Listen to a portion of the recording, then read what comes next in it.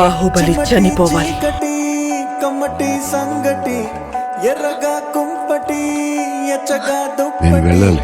కొమ్మల్లో సక్కటి కోయిలే ఒక్కటి కొమ్మల్లో సక్కటి కోయిలే ఒక్కటి మన బిడ్డనెత్తుకుంటానని మాటిచ్చాడు. క్షేమంగా తీసుకెళ్ళండి. కానీ నా కొడుకుని ఎత్తుకుంటాను, నా భార్యకి మాట ఇచ్చాను. నిన్ను క్షేమంగా తీసుకురామని తను నా దగ్గర మాట తీసుకుంది. చిమ్మటి చీకటి కమ్మటి సంగటి ఎర్రగా కుంపటి ఎచ్చగా దుప్పటి కొమ్మల్లో సక్కటి. ఈ జన్మలో ఈ పాపాల్ని మనం కడుక్కోగలమా తల్లి? బాహుబలి మీద కోపంతో రగిలిపోయాం, కానీ నీ కన్న కొడుకు దుర్మార్గాన్ని తెలుసుకోలేకపోయాం.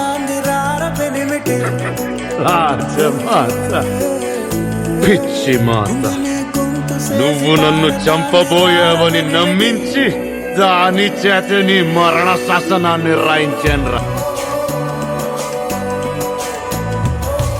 చనిపోయే చివరి క్షణంలో కూడా కట్టుకున్న భార్యని గాని పుట్టపోయే బిడ్డని గాని తలుచుకోలేదు. అమ్మ జాగ్రత్త. తో అయితే నీ బిడ్డనెత్తుకోమన్నావు,